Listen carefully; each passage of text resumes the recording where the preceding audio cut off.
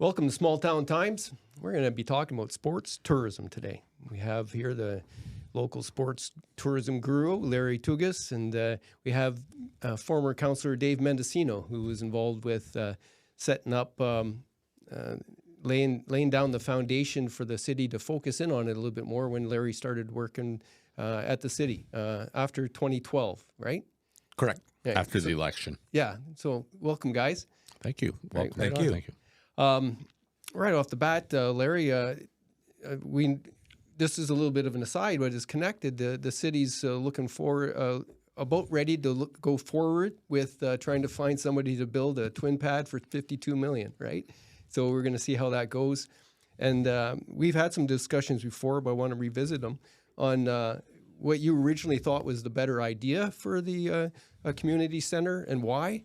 And then we'll talk about the site that's been chosen by the ad hoc committee for they want to put it at Omichel. And you, myself, and Dave originally, we all thought it was better off at Gardens. So tell me about that. Well, I was actually with the city at the time, and when that was coming to a head, and I know that I was brought in by some of the officials and explaining how sport tourism would benefit more so, and where the location should be. Of course, I think they had a preconceived notion that they were going to go to Omichel, and I was telling them that I think that in order to assist, we needed a facility. The end of it all, we needed somewhere. But I was trying to convince them that the facility would be best suited, more centrally located, in visible, like proximity to highways and so forth, and allow. And join in, like use the shopping mall technique. Like malls are there for a reason why they are, and I think that hockey rinks can apply the same type of thing. You want one-stop shopping, okay, and that allows you to enhance your facility even more. And then you'll attract also more, advertising and sponsorship and so forth, because, that's how they're building them down south. That's how they're building them everywhere. They, you look at what Ottawa did in terms of their Canadian Tire Center, and now they're looking at building it internally or near the city. So, I think that was something I was trying to focus on and trying to tell them that we need, for sport tourism to evolve, we need rinks, okay? But if you really want to really enhance sport tourism, I thought that building them near the Gardens was the best option. Mm-hmm. That was my opinion. Yeah, and that was kicked around, and they came up reasons for not doing it and whatnot. Oh, geez, I said whatnot again. I'm supposed to stop doing that. You're not supposed to say that? Well, it's just one of those things. It's, you get this little habit of saying something. And when you guys were at council, I used to make fun of you when you said, at the end of the day, right? At the end of the day, right? And now you're doing it with whatnot. Yeah, so we all have our problems. You tell me about your, you were a proponent of the Gardens as a location. The vote happened. It ended up picking Omichel. Well, I mean, back up a little bit more to 2012 when we first did the multi-use recreational facility study and telling us what we needed to do with these with our facilities. At that time, they gave us a 15-year time horizon and a plan, showed us a plan on how to replace West Ferris and Double Rink. Well, it's 2023. We're not in the ground yet to replace West Ferris. So, number one, I'm very glad that happy that this council, this current council, is committed to building something. Mm-hmm. They're going out soon, I believe, with to the industry to basically say, here's what we need, and it's still a net zero project. We've only got $52 million. Anybody can build it for us, but. Let's not forget that the decision on location, it was made, it's 5 years ago now, at the beginning of the term of the last council. And last council was unanimous pretty much on that we needed one.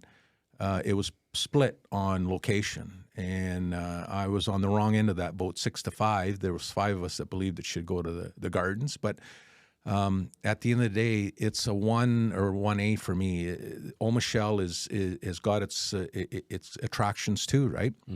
And even this council now had an opportunity to look at the location and decided that it was still, that's the best way to go. So I'm just happy that they're doing it because it's badly needed, and double rink is not too far behind now. And my hope there is once this gets in the ground and get going at Omashell, hopefully we find someone to do it for $52 million or a little bit more. They have to start planning, and whether it's this council or next, on double rink, and that's another opportunity to put something at the Gardens. Interesting. Well, we won't beat that horse too much, but let's beat it one more time. What were we going to say? Well, I was just say, like when you go to all the events, I went to the PointsBet curling championship in Oakville, and I know there's more tax money and all that type of stuff, but they had a very simplistic arena there, and they had a major arena for their tier 2 like voodoo team, like the Oakville Blades, and they had 2 other rinks. And then they had a figure skating rink. So they had 4 rinks, and then you just walk and you could see from the outside. And there was a bar system that you could watch the game, and you could stay outside, or you can go down and watch the game below.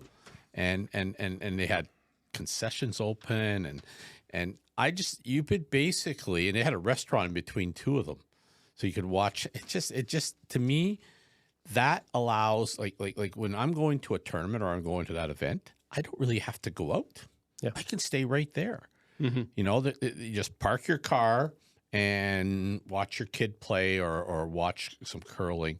I think that's one of the concepts I was thinking of. That would drive sport tourism even more. It offers, like, they don't have to go drive 30 miles away to a rink, and then they got another game. It's at a different rink. There's at least 3 main ice surfaces in one area, and then the concept of the mall down there, I thought that it was in close proximity. Then of course some people could walk over the mall and enhance that. So I know businesses would really, be fortunate by having something like that. But that was, again, something I was trying to drive into them, but they were saying the grounds, there'd be lack of parking. I hate that word parking, because nobody ever considers parking at other places. Like I know you have to have some parking, and there will be some parking, but I don't think that that's a deterrent on a location, in my opinion. I don't know what Dave thinks about that, but I think that parking is, you'll figure out if you have to park on the streets, you park on the streets. Yep. I think in North Bay, I think we're a little bit spoilt that way. We think that, when the Gardens has 4,000 people, you got to park, far away. Well, you know what? People adapt to the challenge, right? Exactly. So if there's no parking available, they figure out another way. Sure. Right. Absolutely. And as things are going forward, and there's going to be less and less people, fewer and fewer people that have cars, even, right? So they're going to figure it out. They're going to get dropped off at the rink, get picked up at the rink. It's going to be a different thing. Yeah. At the time, 5 years ago, when we're looking at the location, voting on it, Gardens or Omashell, that's the attitude I was taking with, the obstacles that were being put in front of you. Well, you can't do it because of this, or you can't do it because of that. The ground at the back is not suitable. There is no, where would you park? We need more parking. To me, it was very, very, the option would have been to put the new facility in the existing parking lot. Yeah, in between the Y and the Gardens. Right? Yeah. And I like that idea. And make the back where they have the football field, which is not really hardly used now because of the other facilities we've had, which we've enhanced over the years. That could be parking. Yeah. And you could also park across the creek where they park now on overflow. So park in the loon shed. Build on the rock. When I used to go to sport tourism alliances and I used to go to conferences, there was a lot of events that we would have to just say can't do because of a lack of facilities or lack the proper facilities. A lot of people that are trying to bring some type of big event, can you imagine having multiple rinks attached to the gardens? Well, now when you're hosting the World Curling, you could use one of the venues, one of the ice surfaces as a patch. Okay, I told you about I had a horseshoe tournament and they needed three rinks in one, type thing. Or you build a conference center with one of them too, so you've got a natural tendency. You don't know how many events I have to say. No, I can't. These things are completely off. That we could potentially get. So you don't know how much potentially that a city could have by not having the proper facilities, right, and so forth, not having the right type of facility. So I tried to convince the powers that be that I was in pretty good with a lot of people in across the country, like talking to these people, and they were telling me, Larry, if you can possibly do these things, in one structure, you're going to enhance. And remember, we were on the map pretty well, sport tourism wise, for a lot of reasons, and we were doing pretty good with what we had. Can you imagine? I thought that would put us on a different level. And that's all I was trying to do, is try to get us into a different level that we could possibly, I think of 2018 when we went to the awards and we were up against the Grey Cup and people were talking about North Bay, and that, I thought the momentum right then and there, if I could go back in time, that's what I talked to you about before, is that I thought that's a real loss, because even though the venues, we were at a point where everybody was saying, hey, these guys, they're doing the right things up in North Bay. What year was that? Do you remember? Well, that was the World Curling was 2018. The awards were that year, so 2018. I remember you coming back from that function, and you were just all hyped up that our name, City of North Bay's name, was being mentioned at a. This was a national event, if I recall correctly, right? There was a point there when I went to a conference. I went to a conference in November, and I found out that the conference, the big conference, the yearly one, was in March, that they were still accepting nominations. So I came home, and I remember I said, if it costs us like $3,000 or whatever it's going to cost us, we got to put together something. And we had about a week to put things together. I can't remember who did it, but they did a phenomenal presentation that was given, and we ended up losing, but we were in the top 3. There's probably 100, and we were in the 50,000 and we also the $1 million budget, which was the highest category. So we're competing against the Grey Cup, and I can't remember the lot, and we finished second. Yeah, I thought at that particular juncture, and then the mat was coming in, and I had created a proposal, a sport tourism proposal from 2020 2030, and then the arena situation was kicking, and it was I just said, God, that's the frustrating part. I go back is that I don't know whether I could have been more persistent, because I was in a part-time role, really there, I don't know whether I had enough ears. I had his ear. And he was helping me out, and I had a few other people, but I just don't think they took things to that next level, which they should have. So we're riding high from placing second behind the Grey Cup week or festivities, whatever, in Edmonton. So that's a pretty good, not bad to come runner up to that, and we have this momentum. And then COVID hits. That's true. Right? And everything kind of stops. But I remember having these discussions. It's like, okay, let's start planning for after COVID, but we got to plan now. And, we got to be ready to start bidding on these, get hot out of the gate. And we should be planning these things now almost, right? But obviously we didn't know when now would, in terms of when we'd be able to do it, but we all knew that we'd be coming out of COVID. But instead of coming out of the gate with a bang, we came out with a whimper. And it was because by that time, We were broke. management at tours. Well, you weren't getting as much, Matt, because of tourism. We were You broke. weren't- I was hearing that we were broke. But when you're looking to come out with a you go with your lead horse, and at the time the lead horse was sport tourism, because it was on such a roll before. We should have, the money, there was money there if it had been properly allocated. But the previous manager of Tourism North Bay did not go that route. At the end of the day, If I had to tell you that okay, what are we marketing in North Bay? If I had to tell you, there's a big focus on coming out of COVID and pre-COVID that we want to market North Bay.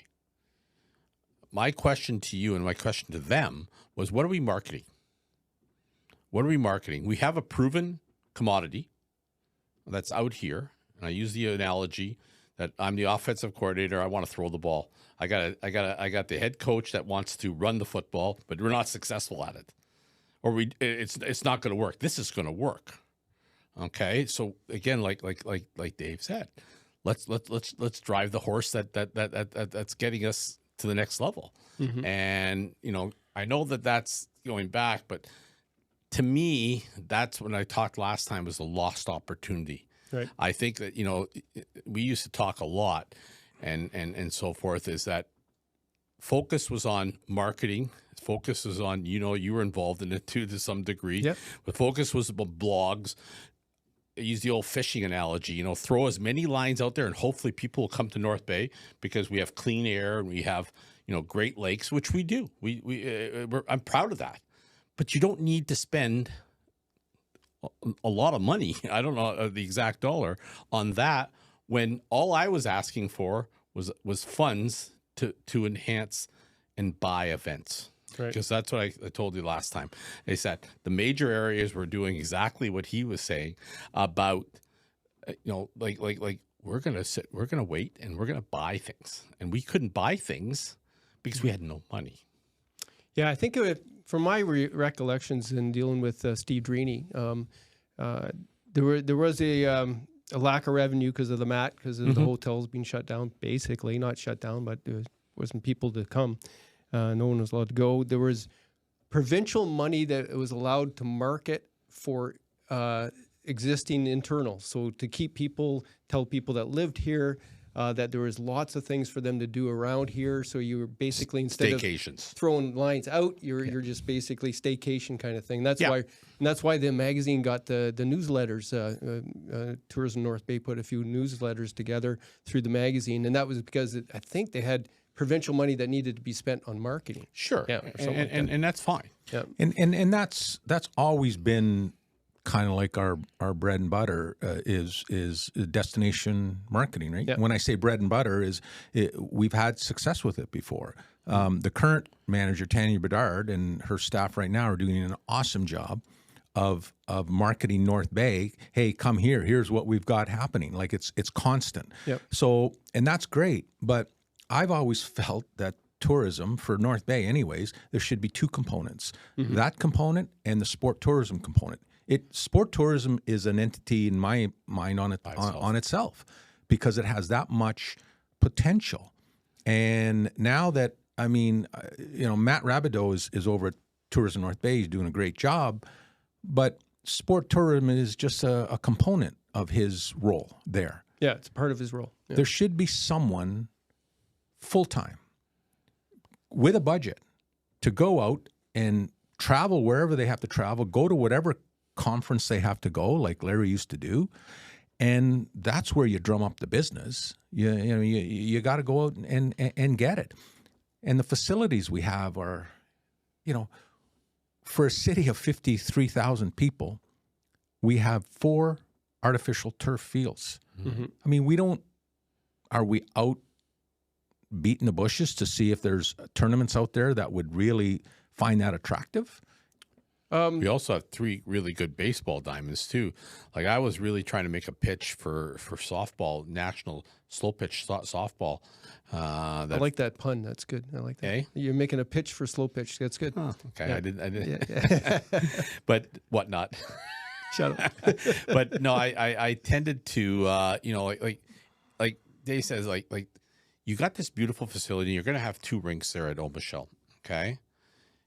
Is there anybody that's going to market that and get that facility? Because you go by that facility, if it wasn't for summer football and a few things like that, there's really it's not being used. Those baseball facilities, those softball or slow pitch facilities are not being used. And you know what? I've talked to Slow Pitch Canada and I've talked to Slow Pitch Ontario. Those fences, which were built uniformly, they're all like 350, which is totally not baseball. You know, like the baseball person definitely didn't think of that, but it's perfect for slow pitch. That's exactly what they want. They were all it required for us is to put some money and lure these people up here. Like you know what Niagara Falls is in terms of slow pitch. I don't think we could be a Northern Ontario Niagara Falls, and we could be a national champion. So there was a lot of opportunities, but again, like Dave said, you need somebody that is actually full time that is driving this goal, because we do have, like, I was trying to get before I left, Ultimate Frisbee, like they're hosting it in Brampton all the time. They want to come up north. They want to get out of the GTA. There's a lot of things there that are happening that they just require a focus and a budget. I get charged up by seeing results. I mean, I think anybody does. And I remember in 2012 when the current mayor, Peter Chirico, we started talking about sport tourism, and I see Larry go into Peter's office, and it kind of we started talking. Yeah, there's an opportunity here. Mm-hmm. So the current mayor certainly knows what sport tourism can do. He was one of the ones that got it off the ground in 2012. But I remember it wasn't Larry's first day. I remember he starts, all of a sudden he make 3 or 4 calls, and we've got these tournaments I think they were OFSA tournaments that they were never on our radar before, but Larry knew where to go. And all of a sudden these tournaments are starting to come here, and we were getting 600 or 700 participants. And what I like about sport tourism is if you get 600 people here, you're going to have a handful of those that fall in love. You can't help but fall in love with North Bay, especially if you're here in the spring, summer, or fall. They're going to go back home, and if you're a 15-year-old, 16-year-old, you're going to tell your parents about it. And, potentially that has happened. And that's where the marketing comes into play, Dave.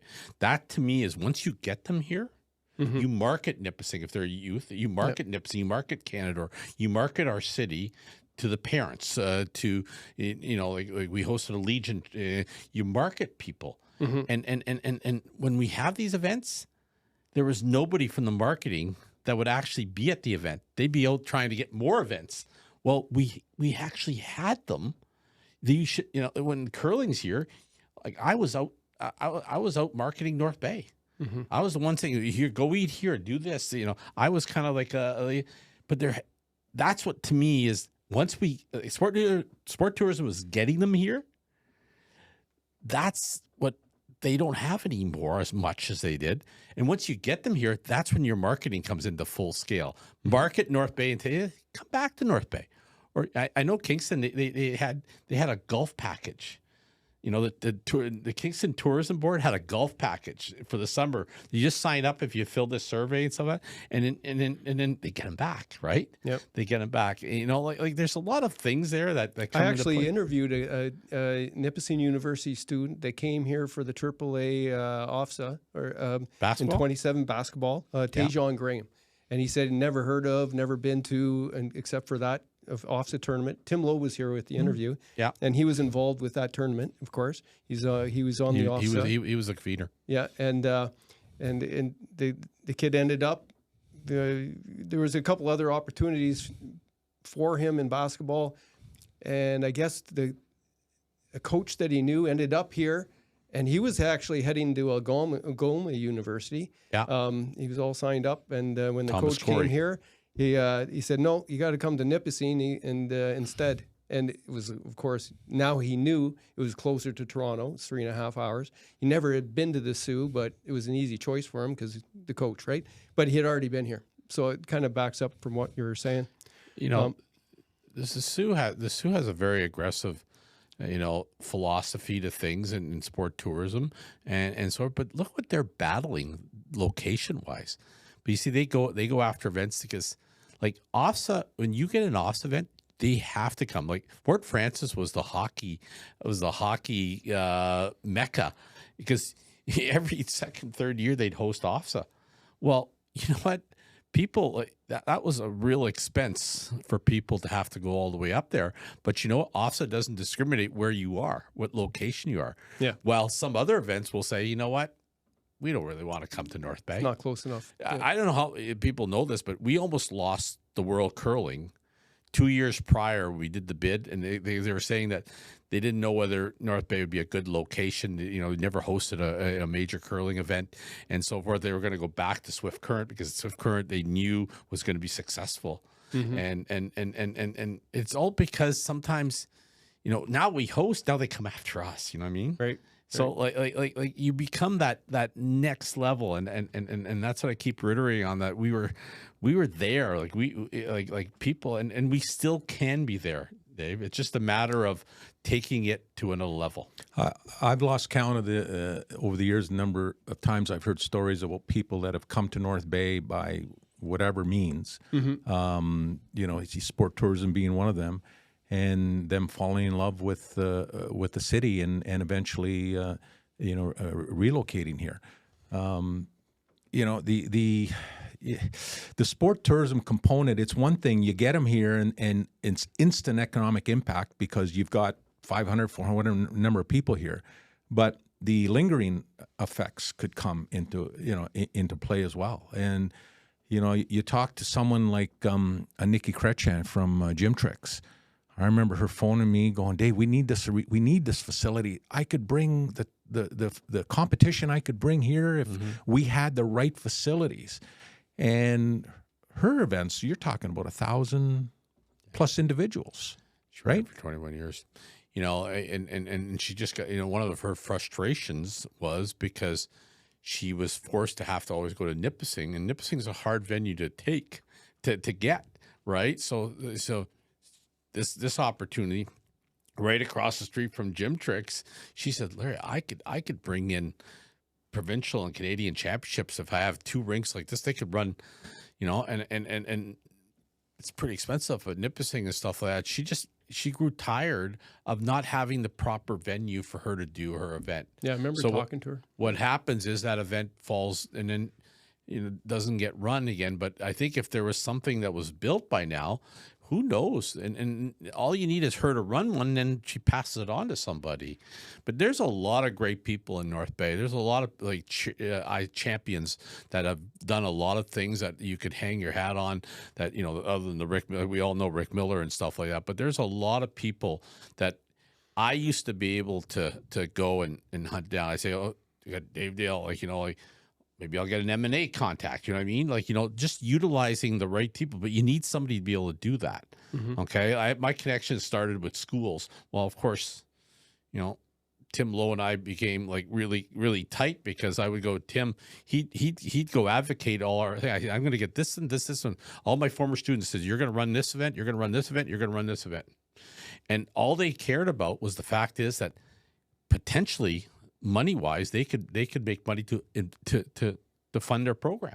Yep, and that's the other component of sport tourism that needs to be recognized is the volunteer part of it. Volunteerism in North Bay, from way back has always been. We've never had an issue with volunteers, and North Bay has always been a giving community, but. Look at the Rick Miller group and what they did with the curling. That was all volunteer. Larry, as he mentioned, he brings these tournaments here, but you need volunteers to successfully run them. And time after time, and again, we've been able to do it. So I tried to do a little bit of homework on the sport tourism and Tourism North Bay's roles and what they're doing. And apparently, they're doing a new study on what resources are available, all the fields and whatnot. I guess the last one was in 2012, an inventory list, right? To know what they have. We know the hole that's right there is the twin pads is a big hole. Yeah. We know that there's potentially for an indoor sports thing up at Canadore that's being built. We got the 4 soccer fields and whatnot. Jesus Christ, that's hard to do. And apparently there's a big sports congress in Winnipeg. So Matt will be out there next spring trying to drum up some of that business. He's part-time though. He's part-time sports focus. And you were with the Tourism North Bay. You left probably a little frustrated. Then you tried to do something with North Star Productions just to cover what happened and didn't happen with that. And then I'm going to ask you, how do we put the focus, more of a focus? What's the best way to go about that with the city? Well, in my opinion, the North Star situation was an opportunity, but they still haven't even gotten themselves started. If that would have happened at the right time, if they were started, I think that would have been very, very easy going forward on that one, because they were thinking about using these events to film. Right. So there was a component there. So there was a lot of synergy between both parties at the time. Yep. Problem is that I'm not getting any younger, and so forth, and I just became frustrated because I was getting in the same position as I was at Tourism North Bay. Is that, yeah, we're interested. One, we don't have any money with the Tourism North Bay to go that type of thing. And this one, there was potentially going to be some money, but we're not ready yet. Yeah. Because they had a whole bunch of money tied up with their infrastructure that they had no. So it was it was timing more than anything, Dave. But that could still take place. But my thing is that going forward with this is that somehow either the city or Tourism North Bay, because there's $600,000-$700,000 in mat money going, to Tourism North Bay every year, and about 400 stays with the city. Yeah, it's about $1 million total. 60-40 split. Yeah, there's about and so forth. And I just think that like if they could ever decide on just taking a component of that and utilizing it with a mandate of, let's do this. Is not, you just have to go to London, see how they do it. You just have to go to Kings. All these areas are doing that. They're utilizing that money to make more money. I always use this analogy. You're to give me $100,000. That's all I was asking for, a budget of $100,000 every year. The events that I was bringing in or helping bring in and so forth was bringing in excess of $5 to $7 million. On some years, of course, the curling brought $8 million, but on average, about $5 to $8 million. If I told you with that $100,000, I was able to, it's not a dollar value because, of course, it's going to the economy, but I was able to generate $4 million in revenue for the city. You tell me what taxpayer would go, I think that's a good idea. I was never given the opportunity to be able to do that. I never had a budget. Yeah. I never had a budget to allow me to take that money and make more money for the city, not for myself. And I wasn't even talking about a salary. To take that $100,000 and allow me to take that to another level. You don't know what that $100,000 could, like I told you, you could buy events. You could buy things that literally could come up here because now you're throwing $10,000. You want the Briar? It's going to cost you $1 million. You need upfront $1 million. Well, we don't have $1 million. We don't have the proper facilities too. But I think even with the Worlds and whatnot, they had to have like hundreds. Well, they had to go to council back then. Yeah. See, the thing is, they had, and council, of course, jumped on it too because they could see the potential, and plus we were going to lose the event if we didn't have 100, and he paid it all back. Yeah. Okay, but that's what I always thought Tourism North Bay was going to have, was that money available, or allow me to have a budget that was able to naturally, if you have an event like the World Curling, you need more money. I think they have now an envelope where you can apply Event hosting. The one with the city, there's a little bit of money there, but I think Tourism North Bays is dependent on how many people may be staying in hotels. Okay. Dave, 5 to 3,500. You're looking at small dollars. Yeah. I'm talking about having that money. Okay, so if you want to say you need to bring in a national event or a provincial event, you need $5,000. You utilize to get the event. You need $5,000 here. Here's $5,000. You need event hosting. Here's a couple thousand. You know how many people would jump on that? Because sponsorship is one of the biggest deterrents of people that don't want to go out. I used to help so many people in my role. I know it probably wasn't my job, but I used to take a Dave Mendicino, bring him in and say, "Listen, Dave, you're the chair of the Ringette." I remember Ringette Championships. Yep. Ringette Championships, they needed $25,000, or they were to, they were going to make ends meet. We got $20,000 in a matter of a month. Mm-hmm. This type of stuff, again, with the right type of person in that type of role, because when you've done sport tours, I've done sport tourism for 30 years when I was a teacher. Yep. Any type of event that came in, I ran numerous offices, I ran numerous tournaments and stuff like that. So I was doing sport tourism, just like a lot of people in North Bay were doing sport tourism. Riel Boulanger with that little hockey tournament, it was a huge hockey tournament. There's so many people in North Bay that were champions of sport tourism that the city kind of they didn't, oh, thank you, type thing. Didn't have to. But it got to a point where a lot of these people got tired of running these events because it's a lot of work. Mm-hmm. And they have to go and hunt for money and to make sure that they're financially, coming up with enough money to host the event or so forth. It becomes a deterrent for a lot of people. You have to put that at ease of these people when you're trying to do it. That's why it takes somebody to be in that role full time, not part time. You were the city of North Bay is always been in the sport tourism business. Yep. Going back to when we were kids. They were in the business. But two things. One, facilities, which we've been working on for the last 15 years, and we continue to work on. And I think we're closer than ever. We are well positioned. But the other thing is a concentration on sport tourism. Someone full time with a budget to go out. And right now, that does not exist. There's someone that's sport tourism is one of their responsibilities, but they've also got a lot of other things on their plate, and they're doing a good job. But we need someone full time. And the sad thing is, Matt's great. I didn't have enough time with him, to be honest with you, but Matt is not from here. Even though he's lived here for a while, it helps when I know a lot of people in town. So when I was in that role, you got to find somebody that knows the community, knows the sponsorships, knows the people, that has a history here.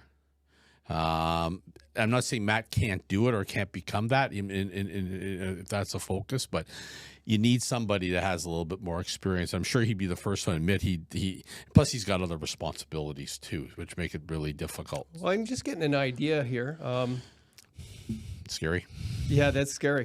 Right. But okay, so we get the casino money, right? And then there's a lot of that. I think it's been spent 10 times already in people's thoughts, but that's the kind of money that you could use as a float for seeding a specific focus on sports tourism, which brings in more money and the casino obviously is going to benefit the most for all the sports tourism that we bring in here. But there's money there, and it's regular. And I never agreed with gambling for economic impact, but that's the type of thing the city needs to look at as some extra pool of money to bet on sports tourism and do it. He knows that better than I do. The casino funding, which has been I was involved in that right from the very first day we started talking about casinos way back when. But I never imagined it would be the amount of money that's coming in. It is somewhat significant, but there's a long lineup of wants and wishes. And current councillors have their own ideas on what that money should be spent for. Mm-hmm. My thinking is that we've already got money coming in, municipal accommodation tax, which funds Tourism North Bay. And I haven't... Yeah, 60% of it, right? Well, me, that's where I thought the money there's was. 100% the money. There's 100% money coming in. I mean, if you get $1 million from the MAP money, in my mind, you've got $1 million that you can But the allocate. city retains like 40% of it. Well, yeah, right now under Okay, the current well, agreement. Yeah, right. Current agreement. Okay, well, there you go. Maybe a... Well, again, at the end of the day, if you're committed to sport tourism and the city and city council is 100% committed to sport tourism, and maybe they agree with what we're talking about here today, my belief is you can find the money within the municipal accommodation tax to fund it. We've got enough money coming in, and you've got enough flexibility, in my opinion, within that budget. Maybe the agreement has to be reworked in some ways. The money is there. It really is economic development. Absolutely. It's Absolutely. economic development, right? Absolutely, it's economic development. I mean, it's you bring 500 people here for 3 or 4 days, and they're buying gas, they're eating in your restaurants, they're shopping in your malls, they're sleeping in your hotels, they're Eating at your restaurants. It's all there. Huge. It's just a matter of. And you don't have to recreate the wheel here. We were on the right track, as we talked about earlier. We were on the rise, and as a councillor at the time, I loved hearing it. I loved hearing that we were beating the you-know-what out of Sudbury with respect to sport tourism. I mean, it just the competition. It was just it was just great. I still think though, Dave. I still think that they, remember our mayor was involved in it, but I think our mayor who believes in what Tourism North Bay, not rightfully so, what their focus is on. I think he also believes in sport tourism because he was a part of it to start off with. But I think he thinks that perhaps maybe I can't speak for him, but that it's good enough being. It was always told that like it's good enough. Sport tourism it's going to work no matter what. But it's the extra. It's the extra. If it's just like trying to get this next level and so forth. And if I was Peter Cherico, and I'm by far not, but if I was somebody on council, I'd be listening to something like this and I say, listen, okay, why don't we find somebody? There's people out there. I've told you, like there's a guy like Tim Lowe has my connections. I'd be more than happy to take a minor role to help somebody in that role to get that to another level, to get it back to where it was. Yeah, to just be clear, you're not looking for a full-time job or anything. No, absolutely not. I'm well past that. It would mean looking at the existing MAT money, the municipal accommodation tax money that's coming in, and it's got to be well over $1 million annually, give or take. You figure you get a guy like him, me, and a guy like Tim Lowe, and you said, listen, you three guys, why don't you spearhead this, and so forth. We both saw where it was going, and where it is now. All I want to do is get back to where we were, and then let them go from there. Then a guy like Matt Rabideau can take that over, but it has to be somebody that does it. Something needs to be created for them to market. Exactly. That's what you're thinking. But get these events and then market those people that come to the events. Right. That's what you want to do. Don't go to a dog and pony show and say, hey, come to North Bay. We want you to come to North Bay, and we got beautiful. You know what, people? There's too much competition in this province. You take $20,000 and you invest $20,000 in destination marketing to get people to come here, okay? And it does work. I don't know if you can get an exact handle on exactly how much it works dollar wise, because I don't know how you track that, but it does work. It gets people here. Destination marketing, but sport tourism, you invest the same $20,000, okay, and that gets you a tournament with 400 participants plus family or whatever. So you've got 400 or 500 people here. You know exactly how much money approximately how much money they're dropping here to stay here 3 or 4 days. the economic benefit is there, whether it's destination marketing or sport tourism. I don't think we should be focused solely on one. I think we should be focused on both of them. Yeah. And you use one to get the other, right? Yeah. So, absolutely. Yeah. Now I understand it a bit better. Someone has to put a proposal together because the city's going to be entering budget deliberations pretty soon, and all that money is going to be chopped up and spent there a couple times. Again, my belief is the money is within the existing municipal accommodation tax that comes in already. Yeah. It just you need to no different than any other budget. You need to prioritize, and if your focus now becomes sport tourism, you can find money within that budget to fund sport tourism. And we saw it work. And if they ventured down this road and got us back to where we were, the results would speak for themselves. Well, there you go. Any last words there? Well, all I can say is that we in 8 years we did $30 to $50 million, and that was direct spinoff. Right. That's not indirect spinoff. And there's a whole different formula that is created. That you're probably looking at closer to 75 million in 8 years.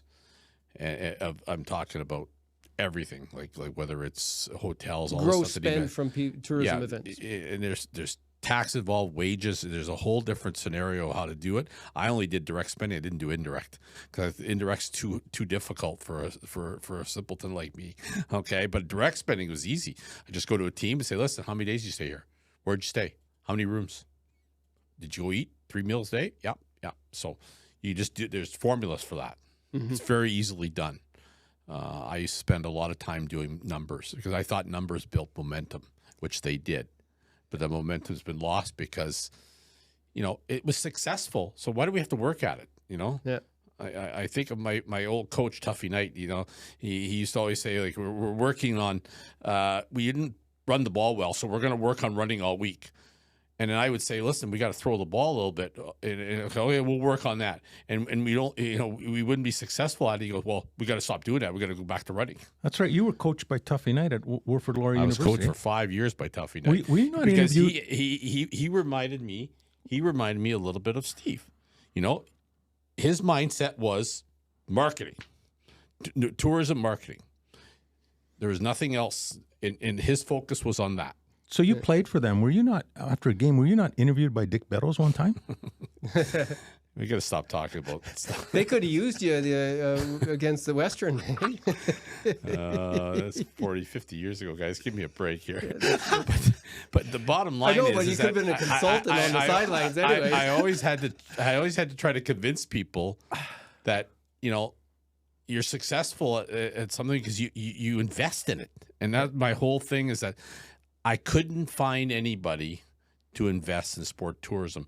Basically, they knew that I'd be doing all this stuff, but it was a lot of work. I basically, they got their bang for their buck when they got me because I put a lot of hours in that to try to get these things, and I wasn't being paid accordingly. But it wasn't the point of getting paid. It was a point of what I was trying to make things happen. That's what I'm cut out to do. Like, when I was doing sport tourism in West First, it was part of my. I felt it was part of my job. Mm-hmm. Because that's who I am. But there's guys like Tim Lowe who's the same as me in a lot of capacities, and there's people out there. You just like Dave says, somebody's got to manifest this and go, this is the direction we want to go. And I tell you, Sudbury will be very upset. Sudbury they've changed their whole focus on how to do sport tourism, because when that ranking went out in 2019, we were out of the whole country economic numbers. We were in the top 50, and there's like 600 areas of sport tourism across Canada. We were in top 50. You bet you right now we're 400 or 500. So you think about that in the top 50 nationwide, a population of 53,000. That takes into account all the large. That showed some of our potential, anyways. For sure. It's to me, it was again. Montreal was the top. Montreal, Edmonton, Winnipeg, all the major, but things were even Toronto, like London was up in the top 10. We were in top 50. I mean, again, it needs to be reiterated. We do sport tourism now. Tourism North Bay, there's an individual there that has sport tourism is a role that they have. It's part of their job. But we saw it work when there was someone doing it 100% of the time. And they need a budget, seed money to go out and get these tournaments. And that should be their only focus, to go out and get these events to bring here. Yeah. Well, I'm a believer, but I don't have much pull. So we'll see how that goes. Well, I didn't either. Okay, well, let's wrap it up, and we'll follow it up and see where things go. Maybe this will give some people some ideas on how to proceed and do it a little bit better, more, and more focused, right? So that's pretty cool. Absolutely. Thanks, Dave. Thanks for your time, guys. Hey, no problem. Pleasure. Thank you.